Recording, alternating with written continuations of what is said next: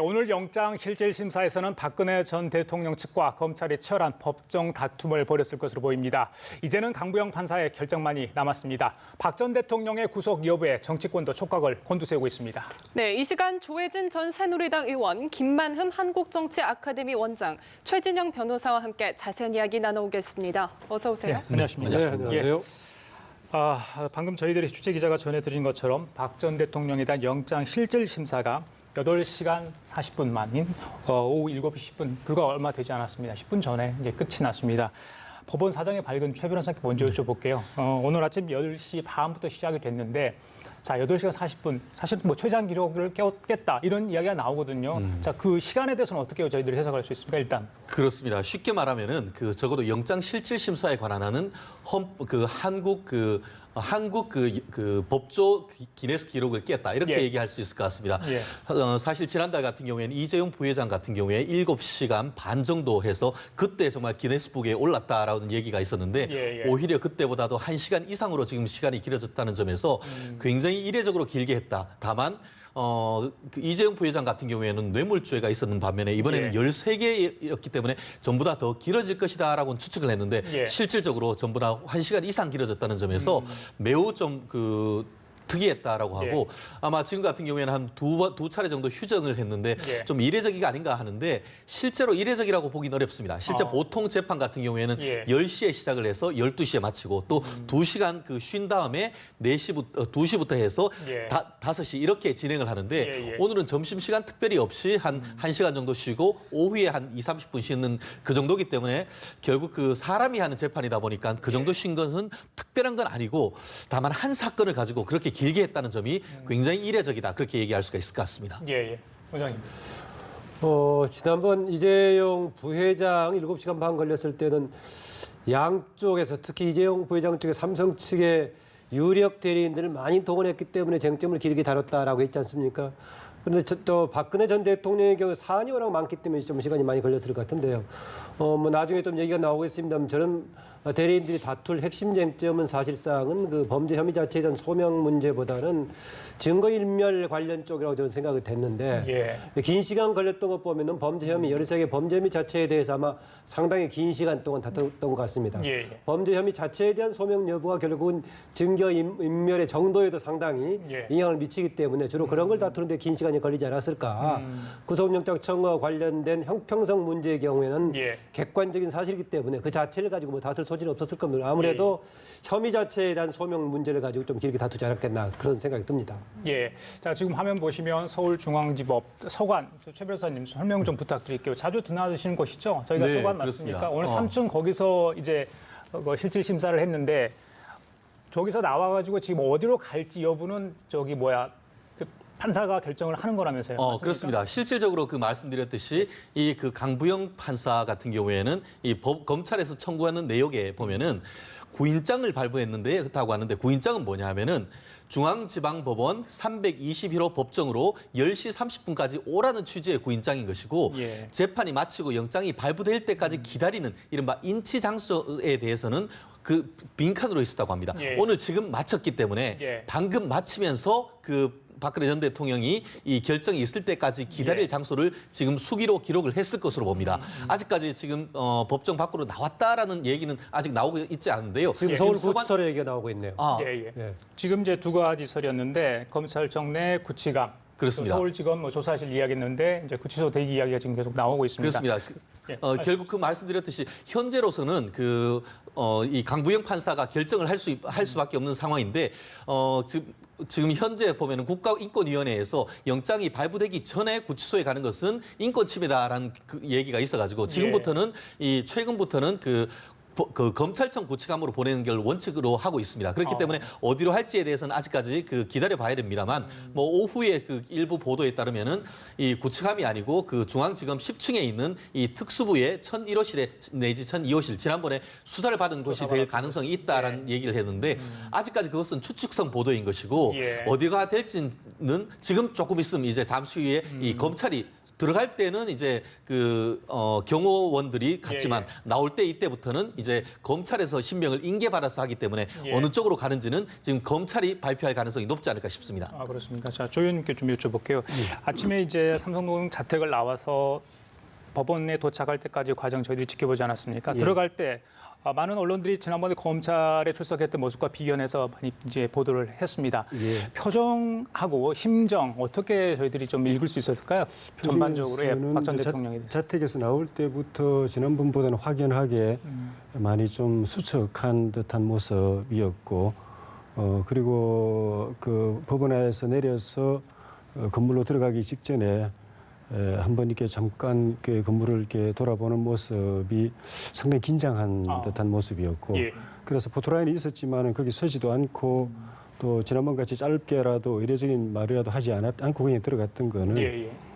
그만큼 마음의 여유가 없을 수도 있고, 지금 여기 서서 내가 뭐 말하느냐 이게 사실 아무 변수도 되기 어렵지만은 그 바로 눈앞에 앞으로 굉장히 그 어려운 고통스러운 길이 기다릴 수도 있기 예. 때문에 그런 걸 일일이 절차 따지고 언론의 수요에 맞춰주고 이럴 만한 그런 여유가 없는 각박한 상황이 아니었던가 싶고, 예. 또 그 자리에 서서 이야기하더라도 지난번 검찰청사의 호트라인에서 이야기한 거 외에 달리 또 뭐 이야기할 것도 별로 없죠. 예. 그래서 바로 들어가지 않았나 하는 생각이 들던데 어쨌든 이 상황이 굉장히 위중하고 예.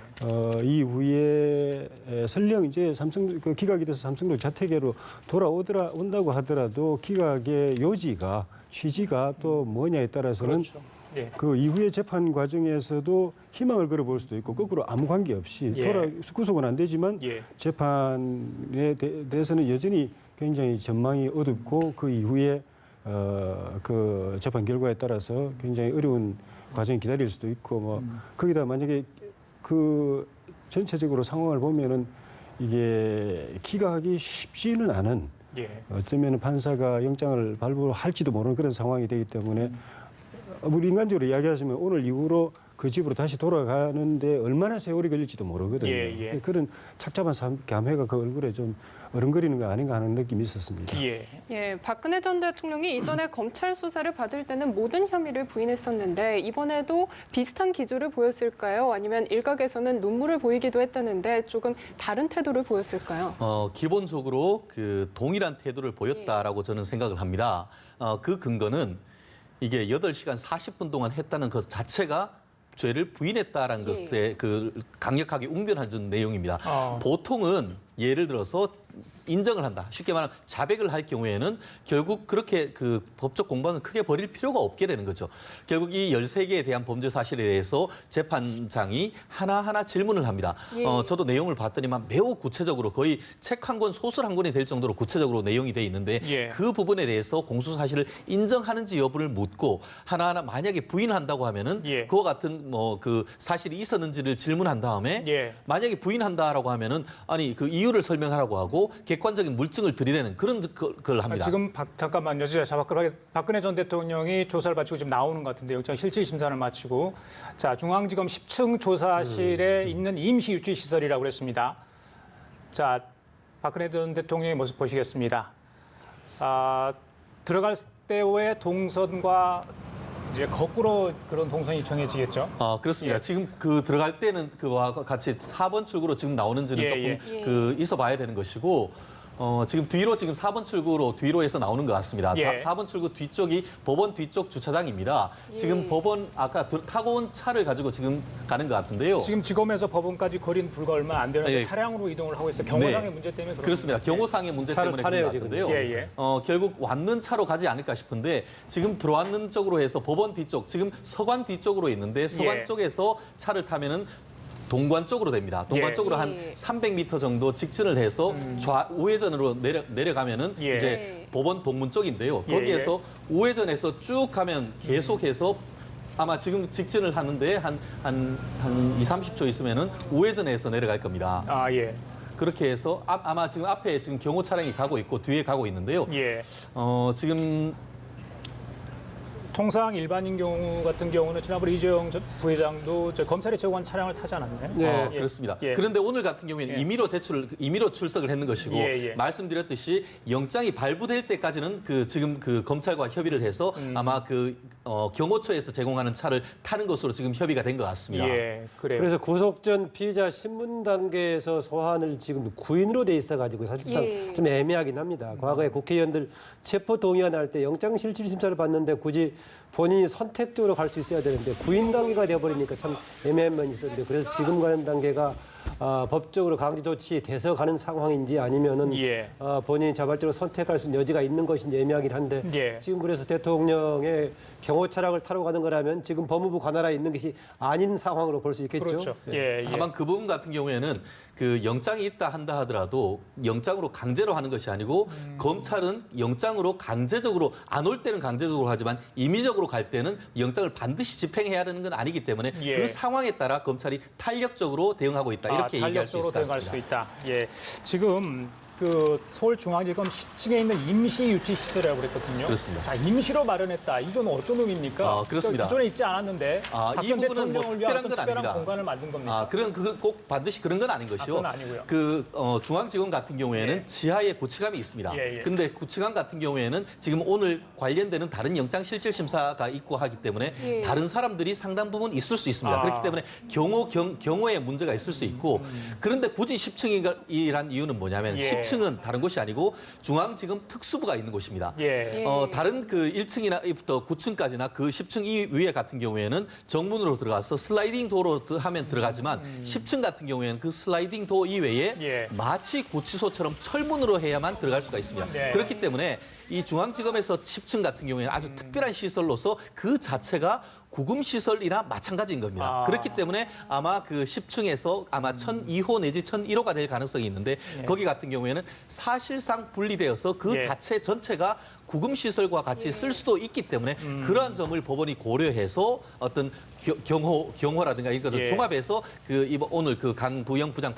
판사가 장소를 결정한 것이 아닌가 짐작이 되는 것 같습니다. 그럼 임시 유치 시설이라고 했을 경우도 구치소에 갈 때와 같은 절차를 거칠까요? 예컨대 구치소에 들어갈 때는 전부 이렇게 본인의 소지품 등등 여러 가지 정리하면서 그렇죠. 들어가는 단계가 있는데 임시 그렇게 할 때는 그렇게 똑같은 방식으로 할지 모르겠네요. 예. 결국 그 부분에 관해서는 제가 일반적인 그 관행을 말씀드릴 수가 있습니다. 아시다시피 마치 하면은 바로 구치소로 가야 되는데 그렇지는 않습니다. 실무적으로 보면은 검찰청 검사가 영장을 청구를 한 다음에 예, 예. 영장실질심사 기다릴 때는 경우에 따라서는 검찰청 검사실에 기다리기도 합니다. 예. 그렇기 때문에 오늘 같은 경우에는 10층으로 보낸다는 것이 아주 특혜나 그런 것은 아니고 예. 말씀드렸듯이 경우에 따라서는 박근혜 전 대통령에 대한 어떤 여러 가지 선택이 있을 수도 있기 때문에 예. 가장 어떻게 보면 관리하기 쉬운 곳으로 나름대로 물론 예우하는 점도 없진 않을 것 같습니다. 잠깐 정리 좀 하겠습니다. 자, 박근혜 전 대통령 영장 실질 심사를 마치고 지금 나왔는데요. 검찰이 제공한 차량을 타고 이동했다. 지금 저희들이 그렇게 전해 듣고 제공. 있습니다. 예, 그리고 좌우에는 검찰 수사관이 동승을 했다. 자, 이건 어떤 의미로 봐야 될지 먼저 조 의원께 여쭤볼게요. 사실은 이제 피의자 신분이면서 전직 대통령의 신분인데 법원도 이 부분이 많이 좀 신경이 쓰였을 것 같습니다. 예, 법원이나 검찰도 마찬가지겠지만은 특히 법원은 검찰과는 달리 독립된 헌법기관 아닙니까? 그렇죠. 검찰은 행정부의 한 소속 기관이기도 예. 하고 그래서 지난번에 검찰 조사를 받을 때는 전직 대통령이라는 걸 감안해가지고 가능한 한 많은 배려를 했습니다. 그런데 법원은 검찰처럼 할 수는 없다라는 게 법원의 기본 입장이었고 예. 더구나 이제 법원에 구인돼 가지고 구인장에 의해서 구인돼 와 가지고 실질 심사 받고 대기하고 하는 그 과정들은 이제부터는 준사법 절차가 이제 집행되고 있는 과정이기 때문에 예. 잠시라도 경호원들에게 맡기거나 또 본인 차량에 탑승하도록 두거나 이렇게 할 수는 없는 부분이 있어서 예.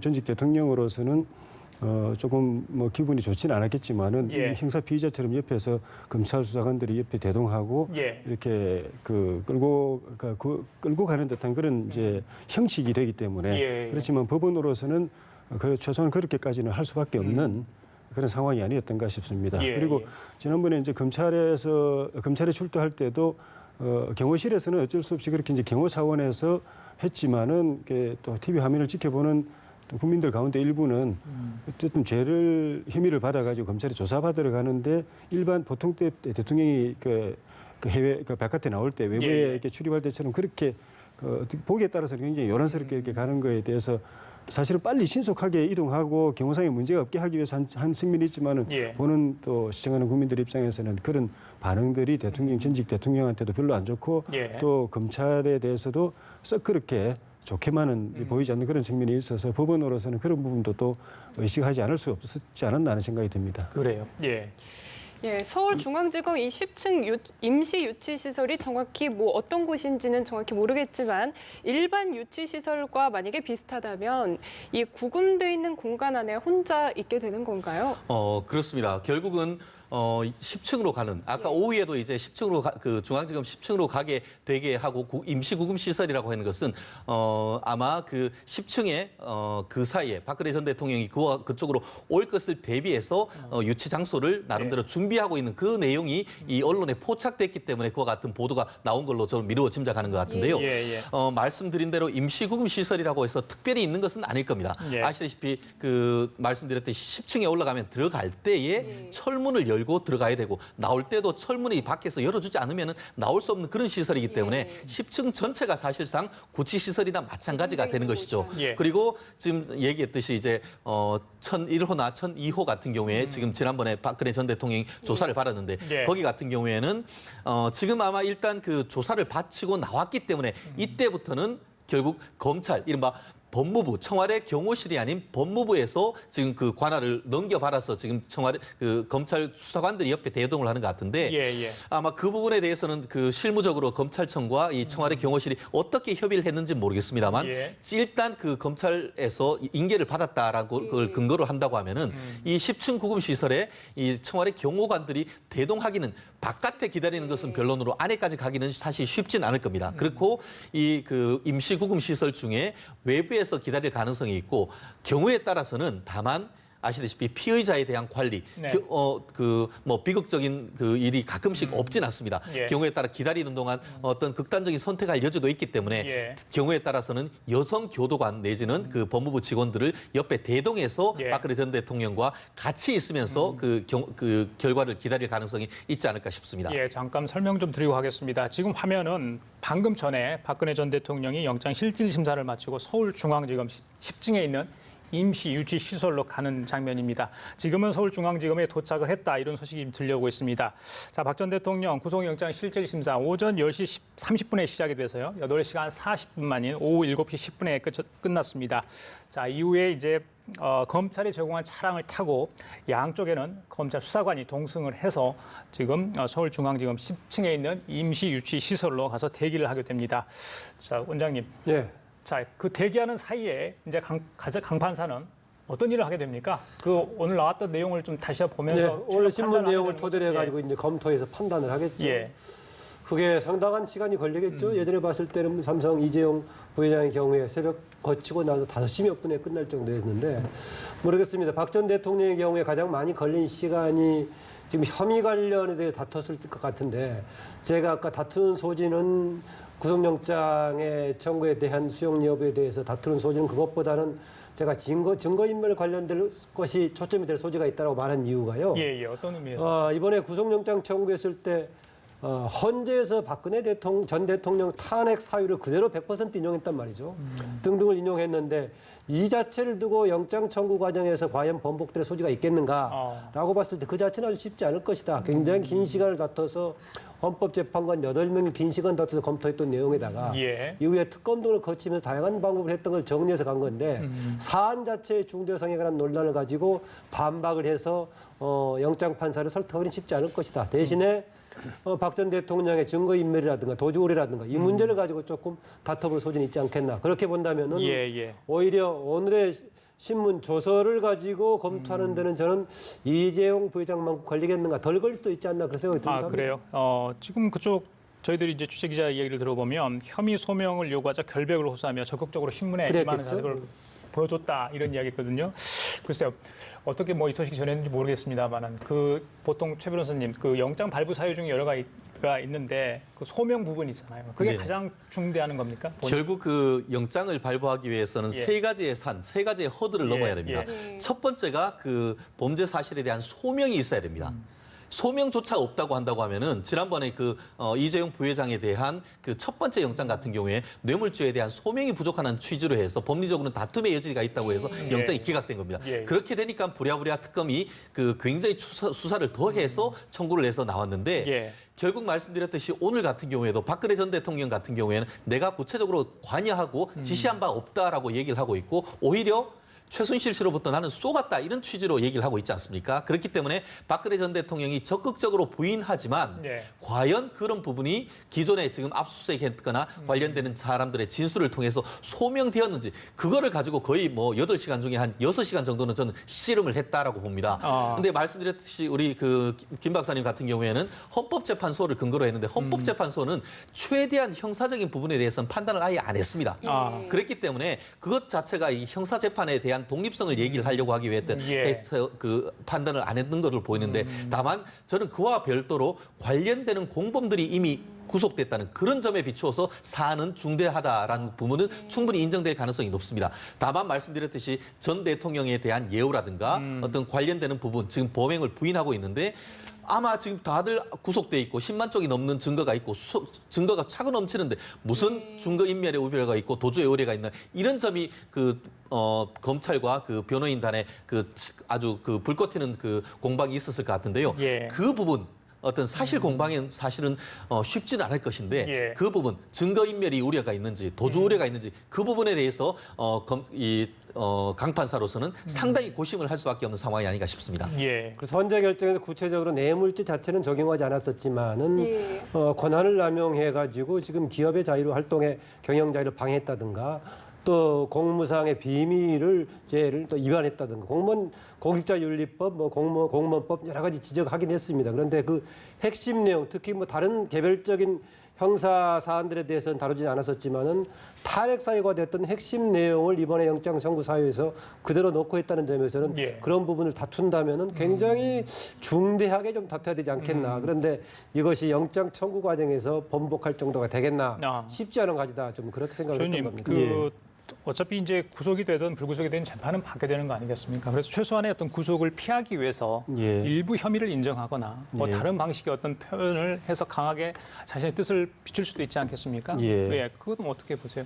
그런 노력을 좀 했을까요? 지금까지 그 청와대 재직 중에 검찰 수사를 거부한다든가 특검 수사를 거부한다든가 압수수색을 거부한다든가 또 그 일관되게 혐의를 또 부인한다든가 또 탄핵에도 그 최후 진술 안 하고 그냥 대리인을 통해서 이제 부인한다든가 이런 것들이 나름대로는 그것이 본인에게 유리한 죄를 이렇게 뒤집어 쓰지 않는 유리한 전략이라고 본인과 그 대리인들이 판단하고 그래 왔는데 예. 결과적으로 그 최악의 상태로 지금 가고 있거든요. 예. 그래서 저는 그 지난번 검찰 수사 때 또는 늦더라도 지금쯤에는 예. 혹시 전략적 변화를 가져올 수도 있겠다는 생각이 좀 들었는데 예. 뭐 쉽지는 않겠죠. 갑자기 사람 태도를 바꾸어도 그게 그렇죠. 정당한 설득의 논리가 있어야 되기 때문에 쉽지는 않은데 어쨌든 이 심사기가 시간이 8시간 40분이나 걸렸다는 거는 그만큼 본인이 강하게 부인을 하셨고 예. 또 부인하는 거에 대해서 강부영 판사가 또 성의 있게 다 그 변호인단의 뭐 그 반론뿐만 아니라 직접 그 피해자인 전 대통령의 이 그 소명에 대해서 성의 있게 꾸준히 막 깊이 많이 들어준 게 아닌가. 예. 어떤 중대한 결정 내리기 전에 그런 부분이 충분히 이 바른 기회가 되고 또 경청을 해야 어떤 결정을 내리든 간에 그게 그 논란이 적고 당위성이 있기 때문에 그런데 그 강 판사 입장에서 볼 때는 도주나 증거인멸 우려가 명확하게 보인다고 하면 판단하기 좀 쉬울 거예요. 그런데 도주 우려는 별로 없을 거고 어차피 그 예. 자택에 계시더라도 다 주변에 에워싸여져 있으니까 증거인멸 우려가 뭐 하려면 할 수는 있지만 검찰은 그걸 강하게 주장을 했어요. 예, 그렇죠. 왜냐하면 그 수사 개시하자마자 박 전 대통령하고 최순실 씨하고 차명으로 수백 번을 통화한 거라든지 또 안종범 수석을 통해서 관계자들을 또 설득해가지고 또 진술을 다른 방식으로 하도록 이렇게 했다라든 힘이라든지 최순실 씨만 하더라도 독일에 있으면서도 국내에 있는 사람한테 전화해서 증거인멸하도록 했기 때문에 하려면은 방법은 다 있는데. 변호인 측은 뭐 공범들이 다 구속됐는데 어떻게 증거인멸을 그래서 하겠냐 박 전 이런 이야기도 대통령이 하던데. 뭐 그렇게까지 하겠는가라고 예. 강 판사가 만약에 생각해서 증거인멸 가능성이 없다고 판단할 때는 문제는 이제 사안의 중대성과 형평성 그리고 형평성과 관련된 거는 지금 어쨌든 재판을 받고 있는데 이 사람들이 유죄가 나올까 무죄가 나올까에 대한 어렴풋한 강 판사의 그런 그 예지적 판단 예. 그리고 대통령이 재판에 불구속 기소가 되더라도 기소는 될 가능성이 높기 때문에 본 재판에 갔을 때 이게 무죄로 방면될까 아니면 유죄 가능성이 있을까에 대해서 기본적으로는 강 판사가 생각을 해보고 예. 무죄 가능성도 있다. 흔히 말하는 다툼의 여지가 있다라고 해가지고 밖에 나가서 변론 제대로 법원에 제대로 다투게 하려면 밖에 나가서 자유롭게 증거 수집도 하고 이렇게 예. 할 기회를 줘야 된다라고 할 것인가 아니면은 자기가 보기에도 유죄 가능성이 있어 보이고 그런 것이 명백한데 법원도 그렇고 그 검찰도 그렇고 도주 우려가 없어도 증거인멸 우려가 없어도 사안이 중대하고 예, 예. 흔히 말로 죄질이 나쁘고 여론이 안 좋으면은 네. 징벌적 의미에서 사전에 구속시키는 관행이 있어 왔기 때문에 예. 그 부분을 놓고 그러니까 그 도주 우려, 증거인멸 우려가 없다고 하더라도 그 예. 부분을 놓고 최종적으로 다시 한번 강 판사가 고민할 단계 지점이 또 생길 것 같아요. 그렇군요. 예. 이지용 부회장 같은 경우에는 한 차례 영장이 기각이 됐지만 두 번째 영장 청구에서 발부되지 않았습니까? 만약에 박 전 대통령도 이번에 영장이 기각이 된다면 재청구 가능성에 대해서는 어떻게 보시나요? 현실적으로 재청구하기는 어려울 겁니다. 네. 그 이재용 부회장 같은 경우에는 영장이 기각된 이후에 거의 한 달 동안 불러서 조사한 게 굉장히 많습니다. 그렇지만 지금 현재로서는 사실상 모든 수사가 다 끝났는 셈인 것이죠. 추가로 뭘 불러서 조사를 하거나 압수수색한다는 것이 사실상 불가능하기 때문에 어떤 사정 변경을 일으킬 만한 수사가 없다라고 한다고 하면은 현재 상태에서는 불구속 기소가 불가피하고 오늘 그 보도를 봤을 때도 그 검찰 같은 경우에도 그럴 일은 없지만 영장이 기각된다고 하면은 그냥 불구속 재판으로 넘길 것이다라고 얘기를 하는데요. 예. 검찰로서는 뭐 일부 보도를 보면은 120% 영장이 나올 것으로 확신한다라고 하는데 그것은 일단 뚜껑은 열어봐야 됩니다. 예. 하지만 현재의 어떤 법조인들의 일반적인 시각에서는 영장이 발부될 가능성이 조금 더 높지 않을까 하는 것이 대체적인 견해가 아닌가 싶습니다. 지금은 이재용 부회장 같은 경우에는 그 대가성 소명이 안 됐었거든요. 그 승계와 관련된 그 제일모직 그 삼성물산 합병이 된 시점하고 대통령이 그 독대한 시점이 전후가 바뀌어 버렸기 때문에 예. 그 연결하기가 어려웠습니다. 그래가지고 이제 기각됐는데 그 뒤에 안종범 수첩이 새로 나오고 정호성 녹취 파일이 나오면서 그 이후에 독대한 이후에 다른 또 편의가 예. 삼성 쪽에 제공이 많이 된 것을 하고 이제 또 대가성 연결이 되고 예, 예, 이래가지고 이제 추가 조사를 통해서 보강 조사를 통해서 영장 그 구속 사유를 다 보강했기 때문에 받아들였는데 예. 지금 변호사님 말씀처럼 지금 검찰이 시간이 별로 없습니다. 대선 돌입하기 전에 기소 끝내고 이렇게 수사 끝내고 기소하려고 하기 때문에 다시 불러가지고 보강 조사하고 증거 다시 보강하고 이래가지고 영장 청구할 시간이 없고 예. 또 그래 하면 또 여론이 상당히 안 좋을 거고 만약 그랬다가 또 기각되면은 검찰 조직 전체가 완전히 흔들린다고 보기 때문에 예. 그건 어려울 거라고 보겠습니다. 이재용 부회장의 사례를 가지고 박근혜 전 대통령 적용을 시킨다면은 크게 뭐 유리할 것은 없는 게 될 수 있습니다. 왜냐하면 이재용 부회장 관련해서는 특검 측하고 이재용 부회장 측은 강요냐 뇌물이냐 왔다 갔다 한 거 아니겠습니까? 예. 그래서 강요가 됐을 경우 이재용 부회장은 피해자가 되는 것이지만은 박근혜 전 대통령은 강요이든 아니면 뇌물이든 둘 다 걸리는 거 아니겠습니까? 그래서 이번에 강요에 의한 뇌물이라고 같이 이제 붙여서 얘기한 것인데 그래서 현재 박근혜 전 대통령 쪽은 강요냐 뇌물에 대한 문제가 아니라 아예 정책적인 차원에서 선의로 했던 것이다 이런 얘기하고 있는 것이기 때문에 예. 기존에 이재용 부회장이 주장했던 것을 액면 그대로 받아들인다면은 처음에 기각됐던 때든 아니면 영장 구속영장이 받아들였을 때든 간에 다 박 전 대통령 입장에서는 범죄가 소명이 되는 쪽이 될 소지가 있는 것이죠. 그렇다면 만약에 구속영장 발부가 되면 추후 과정은 어떻게 진행이 되는 건가요? 그렇습니다. 오늘 영장이 만약에 발부된다라고 한다고 하면은 그 즉시 구속영장을 받아서 박근혜 전 대통령을 일단 서울구치소로 해서 수감을 하게 되겠죠. 그리고 영장이 발부되게 된다면은 검찰 같은 경우에는 원칙적으로 10일, 연장을 한다고 하면 10일 더해서 20일까지 추가적으로 조사를 할 수가 있습니다. 그렇다고 하면은 빠르면은 10일 이내에, 늦으면은 20일 이내에 재판에 넘기게 되는 거죠. 한마디로 기소를 하게 되는데 예.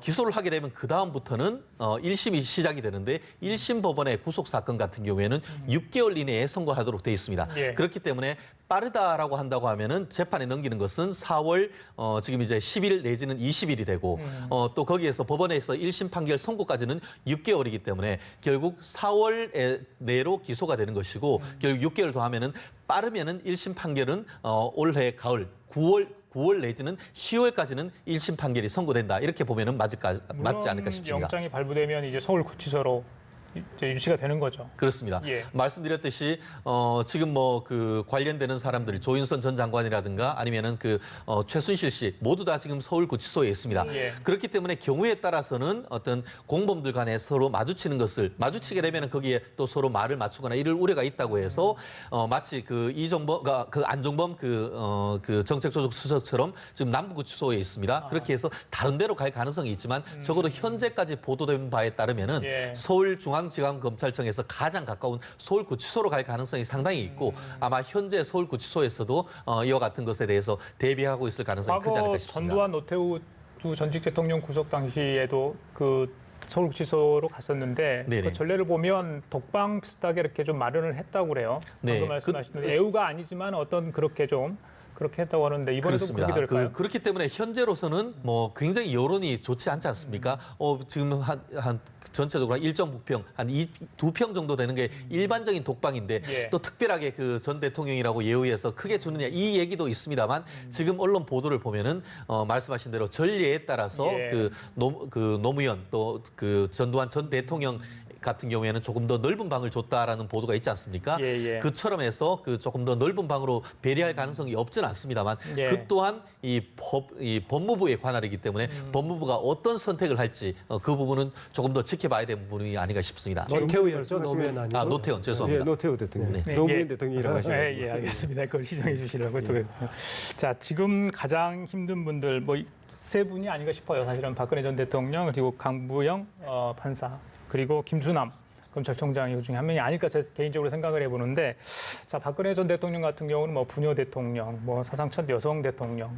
하지만 첫 영장 실질 심사를 받던 대통령 여러 가지 오명을 지금 쓰고 있는 상황인데, 자 지금의 심경 뭐 인생 역정이랄까 정치 역정 중에 가장 지금 최악의 상황 아니겠습니까? 어떤 심경일까요, 원장님? 뭐 정치 역정의 문제가 아니고 예. 인생에서 지금 예. 최악의 상황에 돌했다라고 볼 수 있습니다. 아까 조혜진 전 의원이 얘기를 잘 하셨지만은 한 4년 만에 삼성동 집에 돌아갔던 거 아니겠습니까? 지난 12일 날 돌아갔었는데 오늘 결과에 따라서는 언제 다시 돌아갈 수가 없을지 모르는, 그래서 일부에서는 10일 날 탄핵이 결정되고 나서 바로 가지 않고 뭐 했냐 해가지고 이틀 동안 그때 뭐 집안 이런저런 수리도 하고 뭐 그랬지 않겠습니까? 살 준비하고 수리했었는데 경우에 따라서 한 19일 정도 살다가 다시 가버리는 상황이 되는데 참담하죠. 그런데 다른 한편으로는 참담하지만은 그런 처리되는 과정 속에서 박 전 대통령이 개인적으로는 무죄를 주장하더라도 국가의 최고직인 대통령의 역할을 수행하면서 이 지경에 이르게 된 것에 대한 뭔가 책임의식을 같이 했다면은 국민들의 뭔가 공감이라든가 좀 동정심도 받으면서 갔을 것인데 아직도 좀 그쪽에 대한 공감은 박 전 대통령이 좀 부족한 것 같습니다. 인생 개인으로 보자면 정말 안타까운 일이죠. 부모님도 70년대에 두 분 다 이렇게 돌아가시게 됐었고 예. 또 그 이후에 혼자 밖에 살다가 이렇게 정치를 했었는데 최근의 과정은 안타까운 면이 있습니다만은 그래도 국가의 최고의 권력기구를 맡았던 대통령으로서 역할은 예. 대통령직을 그만둔 다음이라도 필요한데 그 부분에 대한 역할은 굉장히 지금 좀 아쉽기는 합니다. 오늘 출두하기 전에 그 동생 지만 씨하고 예. 서향희 변호사가 아침에 와가지고 박 전 대통령을 만났다고 그렇게 취임 보도해. 이후에 첫 만남이었다. 예, 그러니까 이렇게 저희도 4년 알고 취임식 날 있죠. 보고 예. 청와대는 한 번도 못 들어가 보고 4년 만에 만나서 펑펑 울면서 예. 만나고 눈물의 상봉을 하고 나왔다는 이야기가 있던데 예. 그러고 나서 나와서 박지만 서향희 부부는 국립묘지로 가서 박정희 전 대통령 묘소에 예. 참배를 한 그 마음이 얼마나 안타깝고 참 참담할까 그래요. 하는 그런 생각이 들고, 사실 누나하고는 애정의 관계가 있습니다. 피부치로서 사랑하는 관계도 있지만 정치적으로 그래요. 누나가 워낙 엄격하게 하고 청와대 출입도 못하게 하고 혹시 뭐 그쪽이 관련돼 가지고 무슨 뭐 권력형 부패나 있을까 봐서 매 지나칠 정도로 그렇게 했고 또 정윤회 문건 사건 터졌을 때는 국민 그 대국민 기자 그 성명을 발표하고 기자 회견을 하면서 그 자리에서 대통령을 사실 지목하다시피 하면서 처신 똑바로 하라고 이런 식으로까지 이야기를 해서 마음의 상처가 많았을 텐데 그거보다는 이런 어쩌면은 누나가 이렇게 오늘 집을 났으면은 예. 이 집에서 다시 볼 수 있는 세월이 몇 년이 될지 기약이 없는 예. 좀 전에 좀 이따 저 변호사님 설명해 줄지 모르겠지만 이 형이 굉장히 법정형이 굉장히 높습니다. 요즘 판사들이 뭐 이렇게 저런 거 정치적 고려해가지고 잘 안 하고 굉장히 원칙주의적으로 판결을 하고 예. 또 이제 사면 제도도 점점 폐지돼야 된다 여론으로 가고 있고 살려두더라도 굉장히 엄격하게 예. 적용해서 대통령이 옛날처럼 자기 정치적 이유로 그냥 누구를 봐주고 이렇게 못하는 시대로 가기 때문에 박 전 대통령 입장에서는 만약에 유죄를 받아서 그 수감 생활을 수용 생활을 하게 된다면 굉장히 나쁜 시기에 예. 아주 그냥 과거 같으면은 뭐 중형을 선고받고 잠시 몇 년 살다가 그냥 나오고 다 했지 않습니까? 예. 예.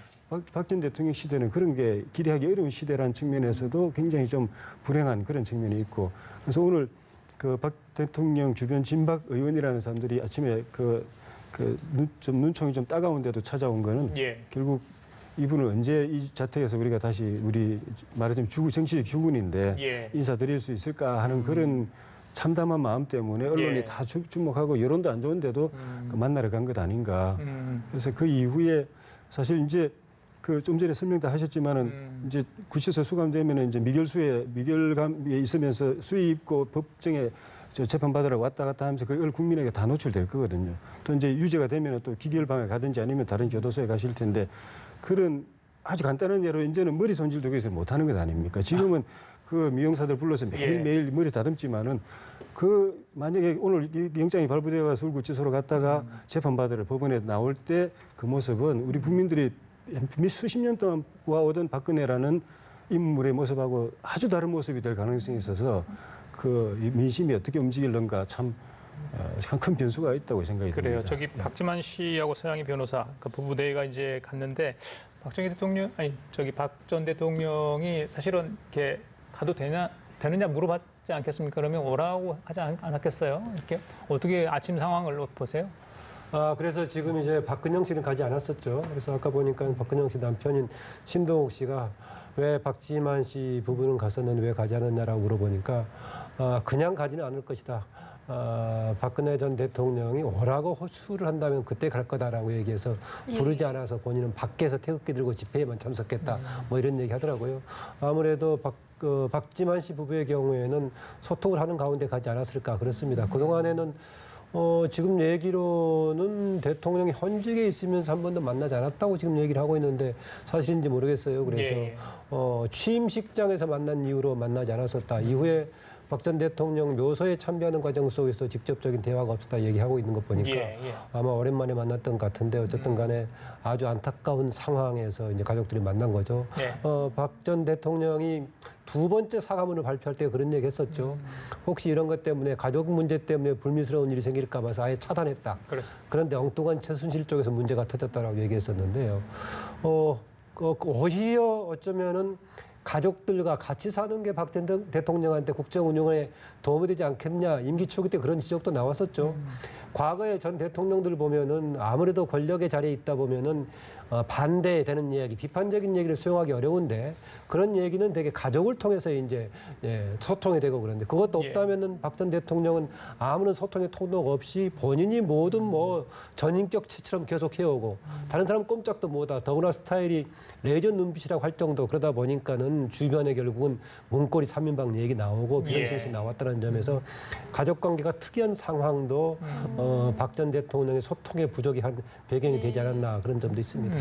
최 변호사님께서는 그 이야기 좀 해주시죠. 저기 강판사. 네네. 자, 어떻게 보면 뭐 실력과 능력, 뭐 여러 가지 뭐 소양을 겸비했다 하더라도 이런 큰 사건에 전직 대통령에 대한 영장 실질심사를 맡았다. 굉장히 부담스러울 것 같습니다. 굉장히 부담스러울 겁니다. 예. 정말 아마 우리나라 사법 역사상에 길이 남게 될 사건을 본의 아니게 맡게 된 것이죠. 아시다시피 중앙지법 같은 경우에 영장 전담이 3분이 있습니다. 근데 2분은 부장판사고 강부영 판사는 평판사입니다. 아마 연수원 31기이기 때문에 내년에 이제 부장판사 이제 달게 될 32기이기 때문에 예. 내년에 부장판사를 될 텐데 예. 그래도 그 중에서 가장 재판부 법원에서 대법원에서 봤을 때에 가장 공평무사하게 할 사람이다 생각을 해서 중앙지방법원은 영장 전담에 뽑은 것으로 보이는데요. 그렇다 하더라도 심적 부담이 굉장히 클 겁니다. 거기다가 월요일 날 이 사건을 받았기 때문에 예. 200권이나 되는 책을 아마 오늘까지 정말 밤 새워서 그래요. 지금 다 불과 봤었을 3, 4일 겁니다. 만에 다 읽은 그렇습니다. 거죠. 예. 그래서 이 3, 4일 동안 다 보고 그렇기 때문에 오늘 이렇게까지 질문을 할 수가 있었던 것이죠. 그래서 오늘 영장 8시간 40분 동안 하면서 본인이 이미 어느 정도 마음의 결정을 했을 거라고 저는 추측을 합니다. 본인이 다른 분들과 달리 어떤 부장판사로서 형사 사건을 많이 했는 건 아닙니다. 예. 그렇기 때문에 오히려 법과 원칙에 따라 다른 분들보다 판단할 가능성이 상당히 높지 않을까 싶은데요. 그 결정이 언제가 될지 모르겠지만 본인의 어떤 평생의 법조에 남을 판결이 되지 않을까 싶습니다. 그래요. 마지막 질문 좀 드리고 세 분한테 그럴게요. 자, 이번 사건이 정치권에 시사하는 삶도 굉장히 크지 않습니까? 일단 구속인지 불구속인지 판단은 조금 저희들이 뒤로 하더라도 자, 정치권도 예의주시하고 있는 건 물론입니다. 특히나 네. 대선 전국인데 앞으로 전국 상황, 구속과 불구속을 가정했을 때 어떻게 전개되라고 보십니까? 조 의원께서 말씀 좀 해주시죠. 국가적으로 보면 불행한 일이지만은 멀리 보면은 우리 헌법 체계가 작동하기 시작했다는 의미가 있거든요. 검찰이 제대로 작동하고 특검이 제대로 작동하고 헌법재판소가 제대로 작동하고 판사 일개 그냥 평판사가 법에 의해서 자기 경륜이나 힘으로는 감당이 안 되지만은 법의 권위를 가지고 법의 정의를 가지고 전직 대통령의 신병을 결정할 수 있는 그런 시대가 됐다는 의미에서는 국가 정치의 발전, 민주주의의 발전에서는 큰 의미가 있는데 이제 기각이냐 또 영장 발부냐 또 구속이냐 불구속이냐에 따라서 물론 이제 좀 전에 말씀드린 대로 판사가 이유를 어떻게 다느냐에 따라서 뭐 불구속 기각해서 불구속 하더라도 사례 중대성 뭐 이런 거 다 인정되지만 그리고 도주 증거인멸 가능성도 없지는 않지만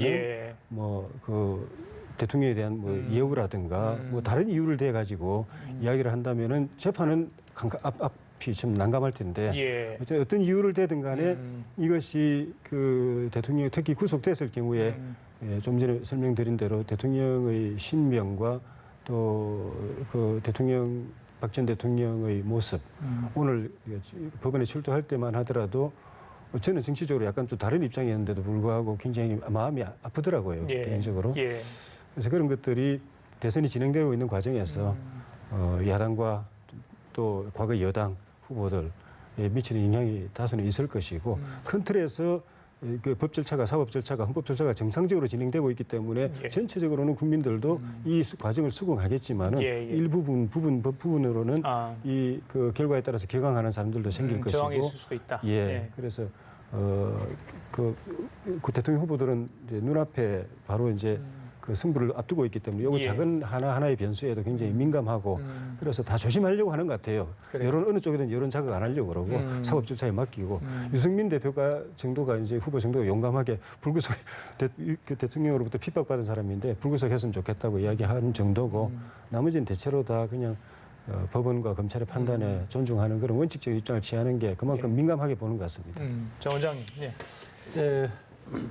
우선 기각이 됐을 경우에는 정치적인 파장이 조금 있을 것 같습니다. 조혜진 의원 얘기했다시피 기각을 한다고 하더라도 그 내용에 따라 성격이 다를 수 있겠죠. 사안의 중대성을 인정하면서도 다른 요인 때문에 그냥 불구속 상태에서 재판을 진행하는 방향으로 할 수 있겠지만은 일반 국민들이 보기에 그동안에 구속영장 청구했다가 기각이 돼버리면은 마치 구제가 되는 것처럼 인식이 될 수 있단 말이죠. 또 그런 인식이 있고 박 전 대통령을 적극 지지하는 쪽에서는 거봐라라고 하면서 그동안에 검찰이 무리하게 여론 재판했던 것이다 이렇게 들고 일어나면서 조금 파란을 일으키려고 하는 그런 소지가 있어 보이고 그럼 박 전 대통령만 지지하는 쪽만 그러겠느냐 당연히 박 전 대통령을 구속하라고 주장했던 것. 아시다시피 여론상으로는 압도적으로 70% 이상이 지금 구속을 요구했던 거 아니겠습니까? 예. 그쪽은 그쪽대로 해서 그래서 결과적으로는 기각으로 나왔을 경우에는 정치적인 파란이 좀 있을 것이라고 보고요. 구속이 된다면 대개 예측한 방향이기 때문에 좀 크지는 않을 것이다라고 보고 대개 박 전 대통령 행보 관련돼서 변수가 되고 있는 자유한국당은 예. 내일 후보가 결정되지 않습니까? 맞습니다. 예. 후보 결정이 결과적인 변수가 될 것이다. 예컨대 홍준표 지사가 현재 여론조사랑 선두를 달리고 있는데 그대로 선두가 달려서 후보가 된다면은 홍준표 지사가 박 전 대통령의 후유증 분대는 넘고 넘어가 보자라는 쪽이기 때문에 이걸 분기점으로 지나가는 쪽이 될 거고 지금 추격하고 있는 김진태 후보가 만약에 대표가 된다면은 그 분위기를 주도하려고 하겠죠. 다만 그게 국민 다수의 지지를 받을 것인가 오히려 소수로 한쪽으로 남게 만들어버리면서 나머지 선거구들을 간편하게 만들 소지도 있고 하기 때문에 예. 그런 상황은 한두 가지 변수가 달려있다고 볼 수 있겠습니다. 그렇군요. 예. 저는 뭐 그 정치적인 보다 검찰의 영향이 상당히 클 것 같습니다. 영장이 발부가 된다라고 한다고 하면은 지금까지 있었던 검찰과 특검의 어떤 그 수사가 결국은 법원에 의해서 인정됐다라는 점에서 오히려 그 검찰에 대한 어떤 나중에 수사 독립성이나 이런 부분에 대해서 오히려 그런 부분이 검찰 개혁 부분이 줄어들 가능성이 있지만 반대로 영장이 만약에 기각된다라고 한다고 하면 직접적인 역풍은 바로 특검이 정치적인 논란이 문제가 될 것이고 검찰 같은 경우에 그동안 뭐 했냐 이런 부분이 있을 수 있기 때문에 검찰로서는 오늘 명호를 걸고 지켜보는 밤이다. 저는 그렇게 평가하고 싶습니다. 예, 알겠습니다. 예. 예, 박 전 대통령의 운명은 이제 강부영 판사의 손에 달렸는데요. 내일 새벽에 구속영장 발부 여부가 결정될 것으로 보입니다. 오늘 세 분 말씀 감사드립니다.